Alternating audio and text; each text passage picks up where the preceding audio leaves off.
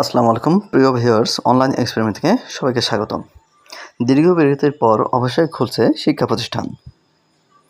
কোটা সংস্কার আন্দোলনের ফলে বন্ধ হয়ে যায় নিয়মিত শ্রেণী কার্যক্রম, যার ফলে স্থবির হয়ে পড়ে সকল প্রকার লেখাপড়া।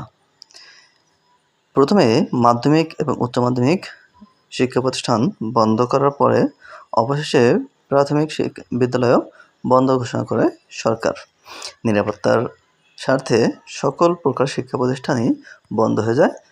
তাতে বন্ধ হয়ে যায় নিয়মিত শ্রেণী কার্যক্রম এবং লেখাপড়া।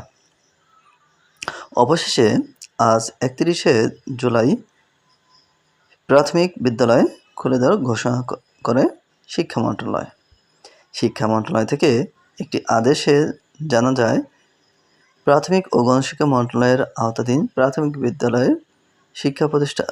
পর্যায়ের শিক্ষা প্রতিষ্ঠানসমূহের শ্রেণী কার্যক্রম চালু প্রসঙ্গে এরকম একটি নোটিশ আজ প্রকাশ করা হয়েছে, যাতে বলা হয়েছে উপরিউক্ত বিষয়ের পরিপ্রেক্ষিতে প্রাথমিক ও গণশিক্ষা মন্ত্রণালয় কর্তৃক গত 20/7/2024 খ্রিস্টাব্দ তারিখের 1 নং স্মারক মূলে জারিকৃত আদেশ গ্রহীতপূর্বক নিম্নোক্ত প্রয়োজনীয় ব্যবস্থা গ্রহণের জন্য নির্দেশক্রমে অনুরোধ করা হলো।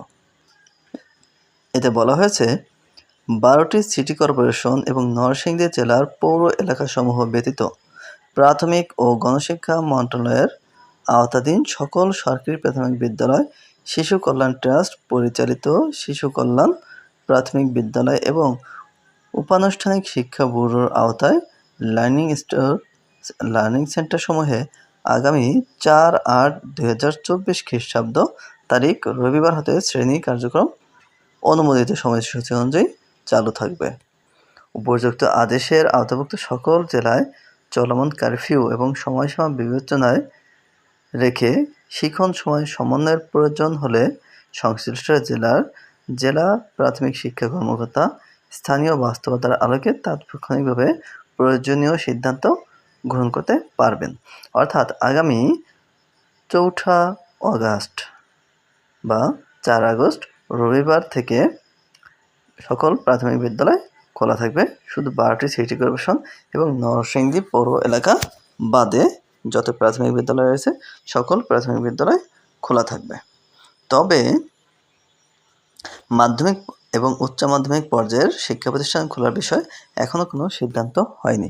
সেই সাথে উচ্চ মাধ্যমিকের চলমান যে পরীক্ষা অর্থাৎ এইচএসসি পরীক্ষা, সেটি কিন্তু স্থগিত রয়েছে এবং আগামী 1 সপ্তাহ পর্যন্ত স্থগিত থাকবে বলে জানা গেছে। অর্থাৎ আগামী সপ্তাহেও মাধ্যমিক পর্যায়ের শিক্ষা প্রতিষ্ঠান এবং এইচএসসি পরীক্ষা শুরু হওয়ার তেমন কোনো সম্ভাবনা নেই। তবে যে সকল এলাকার ঝুঁকি কম সে সকল এলাকার মাধ্যমিক পর্যায়ের শিক্ষা প্রতিষ্ঠান খুলে দেওয়া হতে পারে। এই বিষয়ে শিক্ষামন্ত্রী মজিবুল হাসান চৌধুরী নওফেল জানিয়েছেন, আমরা জননিরাপত্তা এবং ঝুঁকি বিবেচনায় ধাপে ধাপে শিক্ষা প্রতিষ্ঠান খুলতে চাই। আজ সন্ধ্যায় অর্থাৎ গতকাল সন্ধ্যায় স্বরাষ্ট্র মন্ত্রণালয়ের সভাকক্ষে 7 মন্ত্রী, 4 সচিব ও আইনশৃঙ্খলা রক্ষাকারী বাহিনীর শীর্ষ কর্মকর্তাদের সাথে বৈঠকের পর তিনি এসব কথা বলেন।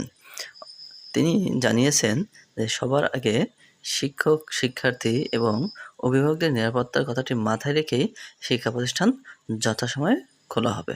আর কবে নাগাদ সেটি শুরু হতে পারে তা পরবর্তীতে জানিয়ে দেওয়া হবে।